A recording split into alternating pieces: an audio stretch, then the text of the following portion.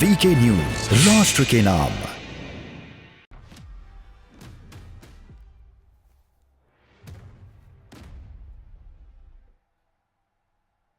Break के बाद आपका स्वागत है। सवाल देश का है में आज बहस ये हो रही है कि क्या कांग्रेस पार्टी जो है, जो कट्टरपंथी नेता है इस पार्टी के भीतर, जो खुलेआम किसी के गला काटने पर इनाम देने की बात करते हैं, उस पर चुप्पी साधकर क्या कट्टरपंथ को बढ़ावा नहीं दे रहे हैं। और इसी पर चर्चा के लिए तमाम मेहमान हमारे साथ हैं। सुजाद अली साहब बीजेपी से है, शहबाज अली साहब कांग्रेस से है, शिवानी दुर्गा हिंदू धर्मगुरु, गुलाम सरवर साहब है इस्लामिक स्कॉलर, और प्रेम कुमार जी वरिष्ठ पत्रकार है। गुलाम सरवर साहब कुछ शिवानी जी के जो सवाल उन्होंने उठाया उसका जवाब देना चाह रहे थे, पहले उनका जवाब ले ले फिर बहस को शुरू करते हैं। जी गुलाम जी बोलिए। देखिए, शिवानी बहन ने कई तरह के आरोप लगाए। उस आरोप में बहुत दम भी है, निराधार नहीं है, वो आरोप दमदार है। जो उन्होंने शिवानी जी मैं आपके पास आ रहा हूँ, सरवर साहब बोल ले फिर मैं आपको मौका दूंगा। शिवानी जी एक बार सरवर साहब बोल ले। हाँ, जो उन्होंने कमेंट्स के विषय में बताया उसके भुक्तभोगी हम लोग भी बनते हैं, लेकिन इसका संबंध धर्म से नहीं, धार्मिक गुरुओं से है। हाँ।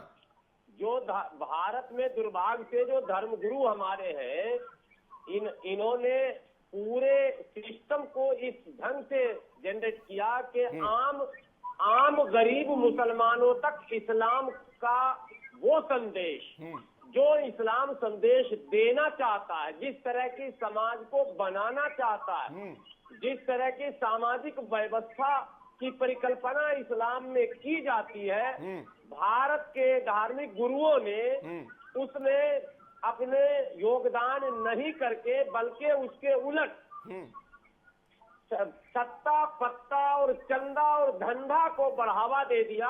यही कारण है कि इस्लाम के वास्तविक ज्ञान से थोड़ा सा साउंड बहुत ज्यादा हो रहा है। धर्म गुरुओं के लिए आप नहीं बोलेंगे कुछ। एक मिनट शिवानी बहन, एक मिनट शिवानी बहन, बोलना चाह रहे हैं। अरे आप सुन लो कम से कम। मतलब क्या है, धंधा किसे बोल रहे हैं आप लोग धंधा चलाते हैं। नहीं, आपके यहाँ भी है, आपके यहाँ भी है भाई, दोनों जगह है। क्या क्या चलाते हैं सारी दुनिया। अरे मदरसों में, मठों में, सब जगह है। आप मदरसे धंधा शब्द आप ही जैसे लोगों को शोभा देता है। आप अपने कमियों पर पर्दा डालने के लिए जबान संभाल के, साइड नहीं, गुरुओं के लिए जबान संभाल की आवश्यकता है। किसको बोल रहे हैं आप? जबान संभालिए अपनी बात करने के टाइम पर। नहीं, मैं आपको या तो आप ज्ञानी नहीं है, या तो शब्दों की परख नहीं है। नहीं, आपको शब्दों की परख नहीं है, या तो आपने पढ़ाई नहीं की यहाँ पर। नहीं, शिवानी जी और सरवर साहब मैं दोनों से कहूंगा अपनी अपनी बारी में बोले और संयमित शब्दों का इस्तेमाल करें। सरवर साहब की बात करें, शिवानी जी आऊंगा। बहुत सजी हुई बातों का मैंने इस्तेमाल किया। समाज के लिए, ब्राह्मणों के लिए, हिंदुओं के लिए कुछ भी गलत बोलेगा मैं नहीं सुनूंगी। राष्ट्र के लिए बकवास करेंगे मैं नहीं सुनूंगी। पहले ही समझा दे, मर्यादित भाषा में बात करेंगे। नहीं, बिल्कुल मर्यादित भाषाएं। मैं बात किसके लिए कर रहा था और आप क्या समझ रही है? आपके लिए धंधा मर्यादित भाषा है। साधु संतों को आप बोल रहे हैं धंधा करते हैं, क्या मर्यादित भाषा का प्रयोग कर रहे हैं आप? शर्म नहीं आती आपको? अरे आप पढ़ी उड़ी है या नहीं पढ़ी है? ध्यान से। अरे कहीं ज्ञानवान लिया आपने कि नहीं लिया? नहीं, सुन लीजिए।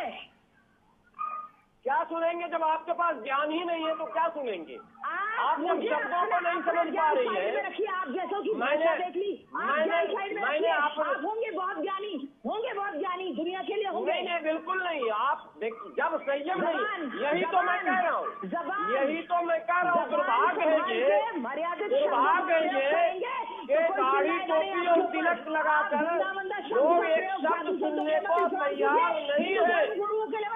ये बड़ा दुर्भाग्य है, शिवानी बहन। तिलक लगा लेने से,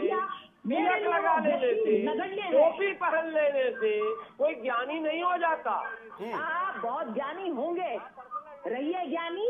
हमारे हिंदू धर्म गुरुओं के ऊपर, हिंदू राष्ट्र के ऊपर जबान संभाल के बात नहीं करेंगे।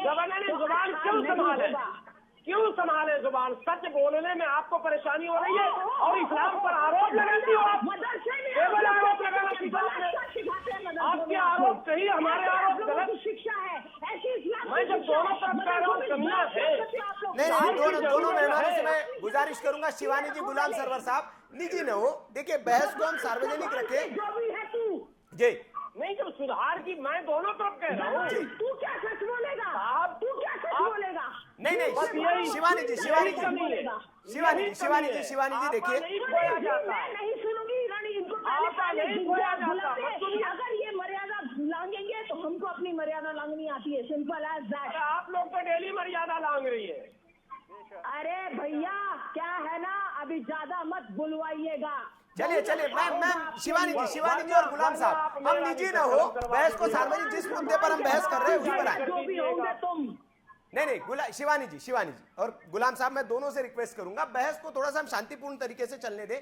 इस तरह से नहीं होता, हम विषय पर लौटे। सरवर साहब, मेरा आपसे गुजारिश ये है, और ऐसे लोगों को बुलाते ही क्यों हैं? नहीं, सवाल ये है मेरा सरवर साहब आपसे कि आप जिस तरह की बातें कर रहे हैं, बहुत अच्छी बातें कर रहे हैं। एक इस्लामिक स्कॉलर के नाते आप कह रहे हैं कि इस्लाम ह्यूमैनिटी को सीख देता है, लेकिन ये कौन लोग हैं? अगर आप कह रहे हैं कि नेतागिरी के लिए कह रहे हैं, लेकिन आपके जैसे जो लोग हैं, आपको नहीं लगता कि आप लोगों को सामने आना चाहिए था? अब तक इन बयानों का खंडन हो जाना चाहिए था, इनके खिलाफ एक रैली निकल जानी चाहिए थी।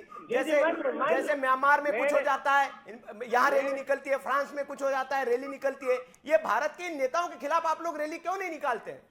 मैं कह रहा हूँ, हाँ। मेरा पूरा प्रोफाइल सर्च कर लीजिए जी। मैं इन मौलानाओं के खिलाफ लगातार धरने प्रदर्शन कर चुका हूँ जी। मैं अखबार में बयान देता हूँ, मैं पोर्टल पर बोलता हूँ, मैं चैनलों पर बोलता हूँ, और मैंने संगठन के माध्यम से, कोई अकेला नहीं, मेरा एक संगठन है, कार्यालय है, और मैं लगातार लड़ रहा हूँ, और मैं भी गालियाँ सुनता हूँ, मगर बर्दाश्त करता हूँ। शिवानी बहन की तरह आपा नहीं खोता हूँ। अरे बातें जब होती है तो सुनने करना चाहिए। बस आप नाराज हो जाओ। बेटी को कोई धमकी देगा तो बैठ जाओगे क्या चुपचाप? तो धमकी वाले के खिलाफ ही तो आप बैठी हो। अरे भैया please, I really don't want to talk to you, you don't deserve. तो आप तो उसी ग्रुप के हो जिसने रिजवी के सर कलम की वकालत की है, उसी ग्रुप में आप भी है। I'll see you, I'll show you. Wait and watch. Whoever the gulam you are. नहीं, you will become a gulam now. नहीं, शिवानी जी, इस तरह से हम नहीं, सुनील जी, इनको समझा दीजिए, पहले मर्यादा में रहे। नहीं, निजी न हो, इस बहस में हम निजी न हो। ना, अगर ये इस तरह की करेंगे तो हम नहीं सुनने वाले। नहीं, गुलाम सरवर साहब, या तो ये चले जाएं, मर्यादित शब्दों का ही चयन करके मैं बोलता हूँ। हमारे संतों के लिए नहीं सुनेंगे हम। अमर्यादित शब्दों का मैं कदापि प्रयोग करता ही नहीं हूँ। नहीं, गुलाम साहब, उनको धंधा शब्द पे आपत्ति है। आपने कहा कि धंधा करते हैं संत लोग, उस पर उनको आपत्ति है। धर्म का धंधा है ये राजनीति। वो धर्म के माध्यम से रिकॉर्ड सुन लीजिएगा। ये कट्टरवाद क्या है? सर काट दो क्या है? किसने अधिकार दिया वसीम रिजवी के सर काटने का ऐलान करने का? नहीं, तो एक धर्म गुरु के नाते आप क्या पहल इसमें कर रहे हैं? मैं यही तो कह रहा हूँ कि ऐसे तमाम लोगों पर, ये भारत है, भारत संविधान से चलेगा, और फौरन त्वरित कार्रवाई होनी चाहिए। और जिन पार्टियों की बात आप कर रहे हैं, उन पार्टियों को भी संविधान का पाठ याद रखना चाहिए कि इस तरह के शब्दों का प्रयोग करने वाले किसी भी व्यक्ति का भारत के संविधान में कहीं कोई स्थान नहीं है। बोलिए। और कार्रवाई की आवाज चारों तरफ से उठनी चाहिए। क्या पार्टी, क्या संगठन, क्या समाज, क्या हिंदू, क्या मुस्लिम, गलत तो गलत है और सही तो सही है। सोने को सोना कहा जाएगा, पीतल को पीतल कहा जाएगा। साहब, शाबाश साहब, जबरदस्ती पीतल को सोना नहीं बनने दिया जाएगा। बिल्कुल। शाबाश साहब, आपने सुना, इस्लामिक स्कॉलर है वो, आप भी इस्लाम से ताल्लुक रखते हैं, वो भी इस्लाम से ताल्लुक रखते हैं, लेकिन जिस तरह से खुले मन से वो कह रहे कि ऐसे लोगों को बर्दाश्त नहीं किया जाना चाहिए, लेकिन आपने जो अपनी तकरीर की उसमें एक तरह से उन नेताओं को बचाने की आप बात कर रहे हैं, लिपापोती करने की बात कर रहे हैं। आपको नहीं लगता कि पार्टी की ओर से एक सख्त संदेश जाना चाहिए था कि ऐसी बातें बर्दाश्त नहीं की जाएगी और उनको तुरंत रास्ता दिखाना चाहिए था बाहर का? लेकिन अब तक ना कोई ट्वीट आया है, ना कोई एक्सप्लेनेशन मांगा गया है, और ये कोई ताजा मामला नहीं है। 2 दिन इस घटना को हो गए। जी सर, मैं सबसे पहले तो मैं let me explain something. Sir, आप जिस लेवल के नेता की बात कर रहे हैं उसका कोई वजूद नहीं है। क्या है वो, कैसा इलेक्शन लड़ा था, उसकी करंट पोजीशन क्या है, इस पर कांग्रेस का कोई भी नेता या कोई भी ट्वीट आना लाजमी भी नहीं है। सबसे पहले तो मैं ये कहना चाहता हूँ। कांग्रेस दूसरी पार्टी चीज, का झंडा लगा रखा है पीछे साहब उन्होंने सर, अपने झंडा पीछे। लगा- क्या सर, कोई देख भी रहे हैं, कोई भी देश में व्यक्ति सर कांग्रेस क्या- पार्टी का झंडा लगा के इस तरह के बयान दे सकता है? ये आपकी सर, पार्टी क्या- अलाउ करती है? सर देश में प्रोपेगेंडा देखिए सर, झंडा लगाने से वो कांग्रेस ही हो गया सर। सबसे नहीं तो पहले आप मैं एक कार्रवाई बात बताना करिए, चाह रहा हूं। पुलिस में सर, कंप्लेंट सबसे करिए उसके पहले- खिलाफ, कांग्रेस सर, ही मुझे नहीं है बात तो। रखने का मौका तो दीजिए सर, आप बीच में इंटरप्ट कर रहे हैं सर। जी बोलिए। सर सबसे पहले तो मैं ये बात बता रहा हूँ, जो वसीम रिजवी साहब का सबसे पहले तो गुणगान हो रहा है। सबसे पहले तो वही सनातन धर्म को सर डिसग्रेस कर रहे हैं, सनातन धर्म को बदनाम कर रहे हैं सर। अब तो वो सनातन धर्म में आके त्यागी जी बन रहे हैं। तो कौन सा सनातन धर्म पढ़कर वो दूसरे के धर्म गुरुओं के बारे में, दूसरों के पैगंबर के बारे में, दूसरे के भगवान के बारे में ऐसी टिप्पणी कर रहे हैं? सबसे पहले तो मैं ये जानना चाहता हूँ कौन सा सनातन धर्म का पाठ पढ़ना है? तो जो मैंने सनातन धर्म पढ़ा है वो सनातन धर्म तो ऐसा कुछ भी नहीं कर सकता, ना कोई ऐसा करने की इजाजत देता है सर। वसुधैव कुटुंबकम, सारा विश्व एक परिवार है, यही भी कुछ नारा नहीं है। और बिल्कुल यही बिल्कुल पंक्तियां शाहबाज साहब सनातन आपने धर्म से सही कहा, निकलती हैं। सनातन धर्म इसकी इजाजत नहीं देता है, लेकिन लेकिन क्या सर, इस्लाम इसकी इजाजत देता है कि सर काटने जी, का ऐलान कर दिया बिल्कुल जाए? भी नहीं सर, हाँ। बिल्कुल भी नहीं सर। हाँ। इस्लाम की एक पंक्ति कोट करना चाहता हूं मैं, लकुम दीनुकुम वलिय दीन, तुम्हारा दीन तुम्हारा धर्म तुम्हें मुबारक, हमारा हमें मुबारक। हाँ। लेकिन सर एक बंदे की उसने क्या अपनी पर्सनल सेंटिमेंट्स उसके हर्ट हुए हैं, हाँ। जिसके खिलाफ उस व्यक्ति के खिलाफ कड़ी कार्रवाई होना चाहिए। हाँ। लेकिन सर उस वसीम रिजवी का क्या, वो सनातन धर्म में जाने के बाद, सनातनी बनने के बाद इस पे तमाम बलात्कार के आरोप, तमाम सीबीआई की स्कैम के आरोप, वक्त में कितनी बड़ी प्रॉपर्टीज का उसने घोटाला किया है, जिसके परिवार ने छोड़ दिया उसको, जिसके ड्राइवर की बीवी ने उसके ऊपर इल्जाम लगाए बलात्कार के। आज वो सनातन धर्म में जाने के बाद सारे सनातन धर्म के लोग उसका गुणगान कर रहे हैं। और आज जो भी वो स्टेटमेंट दे रहा है उसके खिलाफ ना कोई FIR लॉन्च हुई है, ना न्यायपालिका ने कोई एक्शन लिया है। मैं बस ये जानना चाहता हूँ, आप उसको बैठकर सर गुणगान कर रहे हैं, ग्लोरीफाई कर रहे हैं वसीम रिजवी को। कहीं ना कहीं मीडिया की भी ये जिम्मेदारी बनती है कि वसीम रिजवी की हिस्ट्री को दिखाएं कि वो जब अपने ही धर्म का नहीं होगा तो सनातन धर्म का क्या होगा। सर ये प्रोपेगेंडा है सनातन धर्म को बदनाम करने का, और ये सनातन धर्म के लोगों को समझ जाना चाहिए। नहीं लोग शाहबाज साहब मुझे नहीं लगता कि कौन प्रोपेगेंडा कर रहा है, किस मजहब को कौन बदनाम कर रहा है, ये हम छोड़ दें। लेकिन अभी जो लोग बयान दे रहे हैं वो हमारा मुद्दा है। मैं प्रेम शुक्ला जी के पास जाऊँ, बहुत लंबे वक्त से सुन रहे हैं। हम कड़ा लेंगे, लेकिन सर कौन से लेवल का पॉलिटिशियन है आप बताइए कि उसने ओवैसी के खिलाफ इलेक्शन लड़ा था, कार पे झंडा लग गया तो वो कांग्रेसी हो गया। सर ऐसे झंडा लगाने के बाद ये सही बात है, ये सही बात है। बीजेपी का कोई दरी उठाने वाला भी मिल जाए ना तो वो बड़ा कार्यकर्ता हो जाता है, कांग्रेस का बड़ा नेता भी फिर ऐसे मामले में आप चुप्पी साध लेते हैं।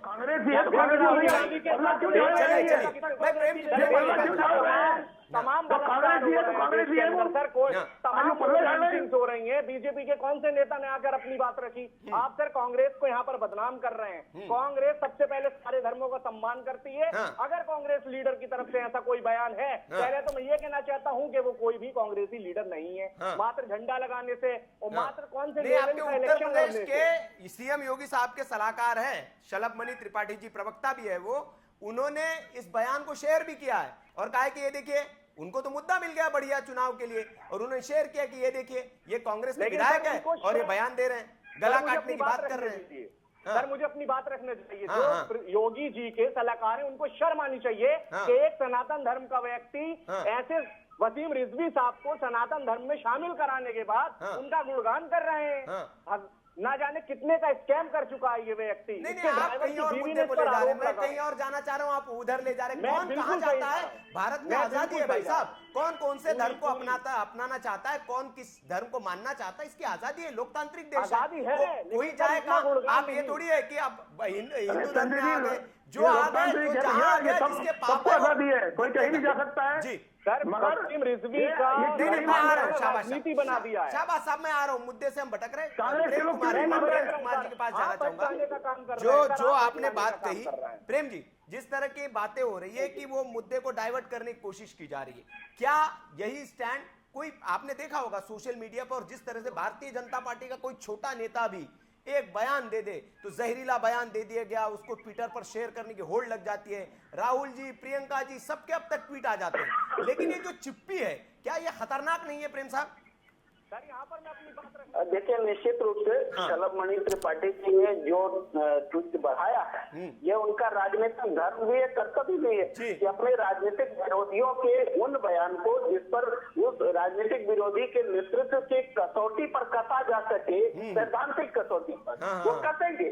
अब जब उन्होंने ट्वीट कर दिया तो ये कांग्रेस पार्टी के पास में ये बनता है कि वो इस पर जवाब दे, रिटेलिएट करे, जवाब दे। ये उनका नैतिक कर्तव्य है निश्चित रूप से। लेकिन मैं जो कह रहा हूँ कि सबसे पहले रिएक्ट करने का काम तो हमारे कानून व्यवस्था का होना चाहिए ना। ऐसी चीजें क्यों हो रही हैं पूरे देश में? क्यों कैसे कोई किसी के गला काटने की बात कर सकता है? तो हमारा कानून व्यवस्था अगर मौन है, पुलिस मौन है, सरकार मौन है, तो सवाल तो सबसे पहले यहाँ उठना चाहिए। मेरा जोर यहाँ पर है। मैं यहाँ पर मैं कांग्रेस पार्टी को बिल्कुल नहीं कह रहा हूँ कि बचाव हो। देखिए, कांग्रेस पार्टी हो या कोई भी पार्टी हो, वो संवैधानिक व्यवस्था से जुड़ी है। कांग्रेस पार्टी इन चीजों का समर्थन करके राजनीति नहीं कर सकती। निर्वाचन आयोग भी उस पर सवाल करेगा और उनको नैतिक दायित्व भी बनता है।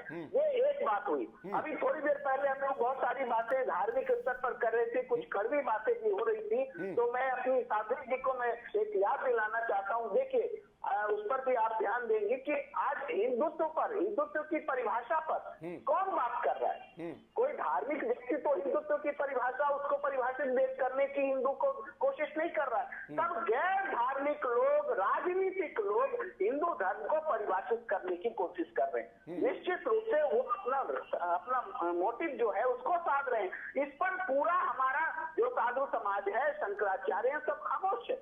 इस पर बोलिए साध्वी जी, इस पर बोलिए। धर्म का दुरुपयोग, राजनीतिक दुरुपयोग रोकिए, ये भी जरूरी है। बोल रहे हैं, हम तो बोलते हैं प्रेम जी, जहाँ आवश्यकता होती है बोलते हैं। किसी को धर्म के प्रति अगर वो गलत कर रहा है तो हम उसमें बोलते हैं। लेकिन मुझे ये जानना है कि जो लोग साध्वियों को, हम भगवा पहन के रह रहे हैं, भगवे के साथ चलते हैं, राष्ट्र के लिए, धर्म के लिए सोचते हैं, उनको बलात्कार की धमकियां मेल के द्वारा भेजी जाती हैं। आप बताइए, अब वो मुस्लिम लोग हैं जिन्होंने मुझे पर्सनली भेजा है। इतने सारे मेरे पास मेल्स हैं, इतने सारे मेरे पास रिकॉर्ड्स हैं कि कितने लोगों को चल रही है। अपने आप नेशनल इश्यूज होने चाहिए। आप अपने इश्यूज उठा रही हैं आप पर बैठकर। मैं अपने इश्यूज की बात नहीं है, बात ये सबकी है। अगर आप पर्सनली इश्यूज है और कितने शाबाश साहब। प्रेम कुमार जी कुछ जवाब देना चाह रहे, बोलिए प्रेम जी। छोटी सी बात बोलना चाहिए। आपके पास रिटेन में गंदे शब्द, गंदी आपत्तियां आपके लिए हैं, तो इस पर आप कानून के पास में शरण में क्यों नहीं जाती? या कानून इसके लिए साइबर केस कर दिया, इसके लिए पुलिस स्टेशन में रिपोर्ट की, FIR की है। जी, बिल्कुल यही उपचार है, यही तरीका है। गलत लोग, क्योंकि आप कानून व्यवस्था को इन्वोक करना चाहिए, कानून की शरण में जाना चाहिए। करके भी ऐसा काम कर रहे हैं। कितने लोगों को गिरफ्तार करवा नहीं, प्रेम जी मैं ये समझना चाह रहा हूँ आपसे। आपने बहुत सही कहा कि कानून में जाना चाहिए, कंप्लेंट करनी चाहिए। कमलेश तिवारी के साथ क्या हुआ आपको पता है? वो भी कानून में गए, कंप्लेंट की, लेकिन हुआ क्या उनके साथ? क्या इस मानसिकता पर कैसे रोक लगाए प्रेम जी? प्रेम जी, इस मानसिकता पे कैसे रोक लगाए? हाँ सर, सबसे पहले तो मैं आपको शाबाश जी मैं आऊंगा आपके पास, पहले प्रेम जी बोल रहे। सुन लीजिए, कमलेश तिवारी जी की हत्या से पहले उनके सुरक्षा गार्ड को किसने हटाया? अरे योगी सरकार ने हटाया था। तो आप क्या उनको जिम्मेदार नहीं बताएंगे? हत्यारों को हत्या करने की शय मिली क्योंकि उनका अंगरक्षक हटा दिया गया। सब कुछ जानते हुए भी जान पर खतरा था, फिर भी उस पर तो चर्चा ही नहीं हुई कभी। तो राजनीतिक हत्या हुई है। ये दोनों बात बोलने की जरूरत है। ये मैं जब आप कमलेश तिवारी की बात करते हैं तो ये बोलना जरूरी हो जाता है। इसके बाद आप देखिए, योगी जी के राज में 30 साधुओं की हत्या हुई। इल्जाम लगा रहे हैं मेरे मान्यवर। 30 साधुओं की हत्या हुई। ये कोई छोटी मोटी बात नहीं, इसकी भी कभी जांच नहीं हुई। इसकी भी जांच होनी चाहिए था। 30 साधु आपके 3 साल में, 4.5 साल में मारे गए, ये क्या मजाक बात है? और भी योगी मुख्यमंत्री है, सब मारे गए हैं, इस पर भी कभी चर्चा नहीं होती। इन बातों को जब हम बोलते हैं तो हम किसी राजनीतिक दल का पक्ष नहीं लेते। हम बोलते हैं कि जिस बात को छुपाया जा रहा है, जिसको दबाया जा रहा है, उसको बोलना जरूरी है, इसलिए हम बोलते हैं। चलिए चलिए, शाहबाज जी कुछ कह रहे थे, फिर मैं बाकी मेहमानों के पास जाऊं। सरवर साहब के पास। शाहबाज जी बोलिए, अपनी बात पूरी सबसे कीजिए। पहले तो जो यहाँ पर बात चल रही है साधु संत मौलवी मौलाना, तो सर इन क्लासेस को डिस्करेज करने वाले दोनों तरफ लोग हैं सर। कहीं ना कहीं साध्वी जी को धमकी मिल रही है, तो ऐसा नहीं है, दूसरे समुदाय के लोगों को भी धमकी मिल रही है अगर वो अपना जीवन यापन अच्छे से अपनी व्यतीत करने की कोशिश कर रहे हैं। ये तो सर समाज में दो तरीके के लोग हैं। लेकिन सबसे पहले सर अब बात वसीम रिजवी के धर्मांतरण से लेकर कांग्रेस के मुद्दों पर चल रही है, तो मैं ये बताना चाह रहा हूं कि सर कैसे वसीम रिजवी जो अब त्यागी जी बन रहे हैं, जो हिंदू मुसलमान की जो मोहब्बत का पुल है वो तोड़ रहे हैं और देश की जो फिजा है उसमें जहर घोल रहे हैं। सर मेरा इतना ही कहना है। और नहीं, मीडिया वो के माध्यम से भी मैं कैसे आपको तोड़ ये रहे कहना साहब? चाहता हूँ, कई लोग हैं अब किसी और मजहब में चले जाते हैं, और वो अगर वो बात- आपके देखिए किसी मजहब में अगर कोई बुराई है, वो उसके ऊपर इंगित कर रहा है, उसका अगर वो पॉइंट आउट कर रहे हैं, तो हमें लगता नहीं है आपको एक इस्लाम यहाँ से- के यहाँ प्रैक्टिसर के के नाते अंदर उसको बुराई ठीक है। करना चाहिए। यहाँ सर मैं आपसे 1 मिनट उस चाहूंगा, एक व्यक्ति के मिनट अंदर चाहूंगा बुराई सबसे है, पहले। किसी समाज में बुराई सर, नहीं है, 1 मिनट न किसी चाहूंगा। धर्म में बुराई है।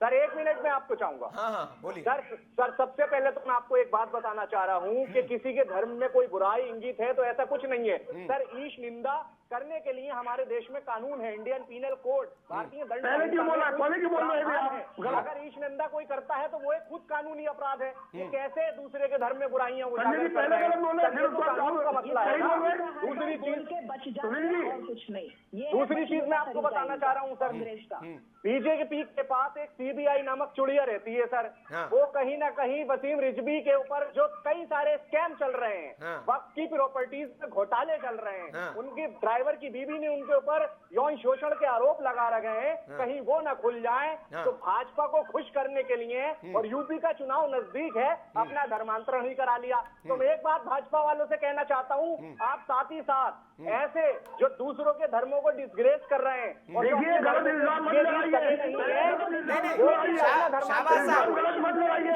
शाहबाज साहब, मैं ये समझना चाह रहा हूं। हर एक व्यक्ति की जरूरत है, मगर वसीम रिजवी जैसे कि व्यक्ति की जरूरत नहीं है। नहीं, शाहबाज साहब मैं ये समझना चाह रहा हूं आपसे, क्या धर्मांतरण करके, मत परिवर्तन करके क्या भारत की कानून व्यवस्था से बच सकता है कोई?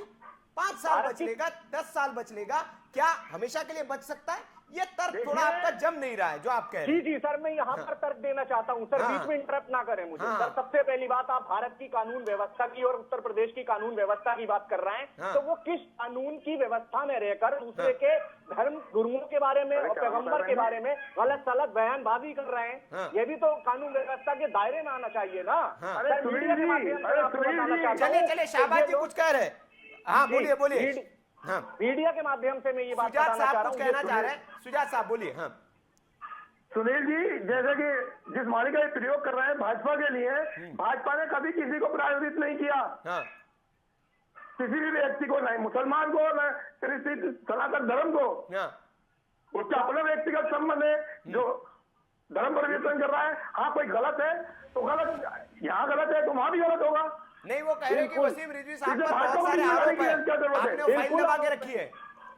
बिल्कुल फाइल दबा रखी है। देखिए सर, आप न्यूज चैनल देखिए, हाँ। रिपोर्ट्स देखिए सर। 2016 में आप एक बात सुनिए, आप अपनी बात करिए। FIR आप भाइयों को बीच में लाकर व्यक्ति का साबित करना चाह रहे हैं।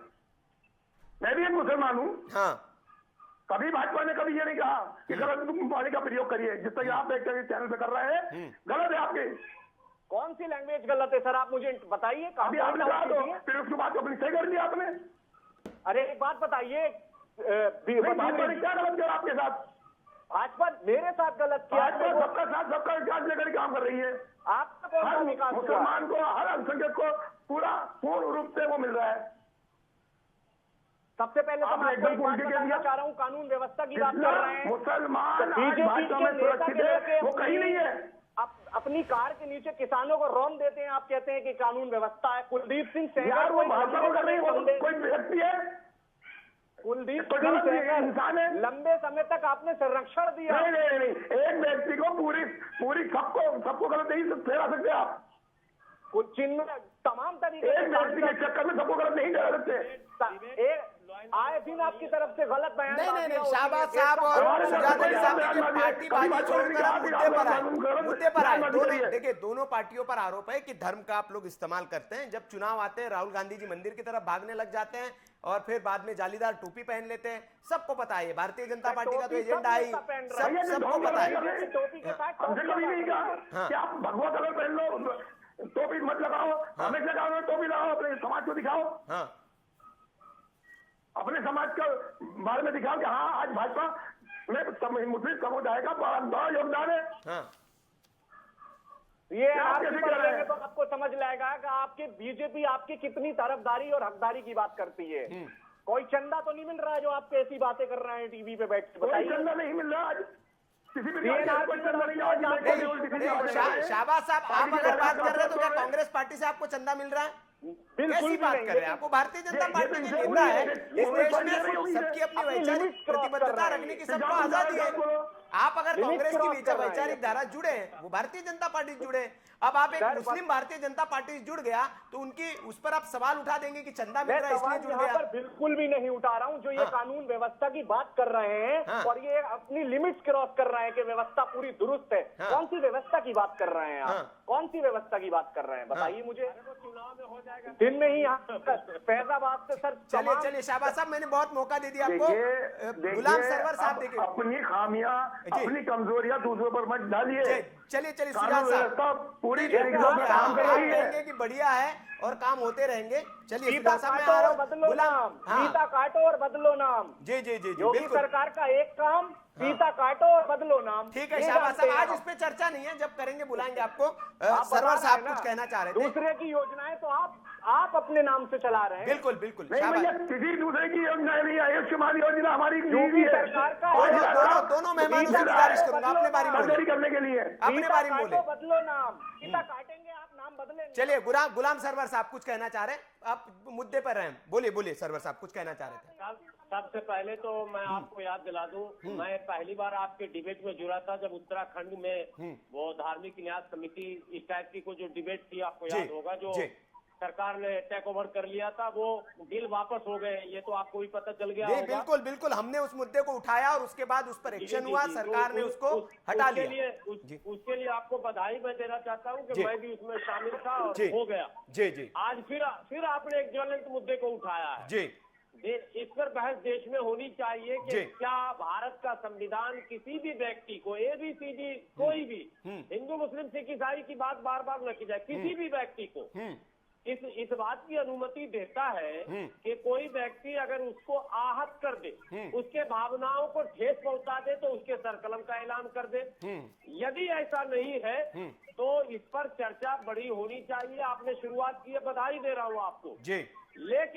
लेकिन एक कड़वा सच है और इस कड़वा सच को सबको स्वीकार कर लेना चाहिए कि बातें जो कही जाती हैं वो होती नहीं है और जो होती है वो कहीं नहीं जा रही है। चलिए, कहीं न कहीं लोग बातों को छुपाकर और बनाकर एक नए अंदाज में उसको रख दे रहे हैं और अपने लाभ हानि के दृष्टि से वो बातें रखते हैं। समाज के लाभ हानि को देखिए, देश के लाभ हानि को देखिए, तब जाकर मसला हल होगा। स्वयं अपना लाभ, अपना हित, अपना फायदा, ये तो चलता चला आ रहा। और यही चलिए सरवर साहब, बहुत अच्छी बात है और अच्छी पहल आप कर रहे हैं कि जो इस तरह के लोग हैं उनको आईना दिखाने के आप काम कर रहे हैं। उम्मीद करते हैं कि ये जो लोग हैं, जो दो नेता हैं, इनके खिलाफ भी आप मुखरता से बोलेंगे सड़कों पर, जिस तरह से आप कह रहे हैं, ताकि समाज जो है वो जागृत हो कि ऐसे लोगों की कोई जगह नहीं है जो काटने मारने की बात करते हैं। शिवानी जी से मैं आखिरी कमेंट लेना चाहूंगा। शिवानी जी, आपको नहीं लगता कि ऐसी जो मानसिकता के लोग हैं, जैसे कह रहे हैं कि दोनों तरफ है, अगर इधर भी कोई है उधर भी कोई है, कैसे इन पर रोक लगे? क्या आपको लगता है कि इनका क्या इलाज होना चाहिए? देखिए, दोनों तरफ, वो चाहे किसी भी धर्म के हों, धर्म की बात आती है तो किसी भी धर्म में ऐसे लोग हों जो इस तरह की बातें कहते हैं, उनके ऊपर कानूनी कार्रवाई होनी चाहिए और इमीडिएट एक्शंस लिए जाने चाहिए। लेकिन ये भी ध्यान रखना चाहिए कि जो हमारे देश की महिलाएं हैं उनका भी अपमान ना हो, उनका मान सम्मान के ऊपर बात ना की जाए, वो मर्यादा ना लांघी जाए, उनका सम्मान बना रहे। अगर आपको उनकी बात को आहत करती है तो आप कानूनी कार्रवाई कीजिए, लेकिन आप महिला की मान मर्यादा तक कैसे पहुंच जाते हैं? चलिए चलिए आप चलिए, महिला को बिल्कुल बोलते सही हैं, सही आप किसी सही को बात है कि कंट्रोल करने के लिए बोलते हैं, आप boundary रखते हैं। दिक्कत यह है कि कई किसी बार भी हम लोग तरीके से निजी हो जाते हैं acceptable और नहीं है। सामाजिक जो बहस होती है या सामाजिक जो मुद्दे हैं उस पर हम निजी हो जाते हैं। किसी के विचार अगर हमें अच्छे नहीं लगते हैं तो हम उस पर निजी हो जाते हैं, ठप्पा लगाकर उस पर गाली गलौज कमेंट में शुरू कर देते हैं। लेकिन दर्शकों से भी मैं गुजारिश करूंगा कि आपको अगर किसी का विचार अच्छा नहीं लग रहा है तो जरूरी नहीं कि हम उसको गाली गलौज करके उसको दबा सकते हैं। सबके विचारों को सुनना चाहिए और जो विचार हमें अच्छा लगे उसे आप अपनाइए। तो आज सवाल देश का है में बस इतना ही। तमाम पैनलिस्ट का बहुत बहुत शुक्रिया, आपने सबने समय दिया और इस पर हमने चर्चा की और सार यही निकला कि ऐसे जो जहरीले लोग हैं वो न सिर्फ समाज के लिए खतरनाक है बल्कि देश के लिए भी खतरनाक है और उस मजहब के लिए भी खतरनाक है जिस मजहब की ओर से वो ऐसा ऐलान कर रहे हैं। तो अब उम्मीद करते हैं कि न सिर्फ मजहबी उलेमा जो है ऐसे लोगों के खिलाफ मुखालफत करते हुए मैदान में उतरेंगे बल्कि इनके खिलाफ कानूनी कार्रवाई भी होगी और जिस राजनीतिक दल से ये आते हैं वो भी इनको सबक सिखाएंगे ताकि राजनीति के नाम पर इस तरह का मैं बड़ा मुस्लिम बनने वाली जो ट्रेंड है उस पर लगाम लगाया जा सके। सवाल देश का है में आज बस इतना ही। कल फिर हाजिर होंगे एक नए सवाल के साथ। तब तक आप देखते रहिए वीके न्यूज। नमस्कार।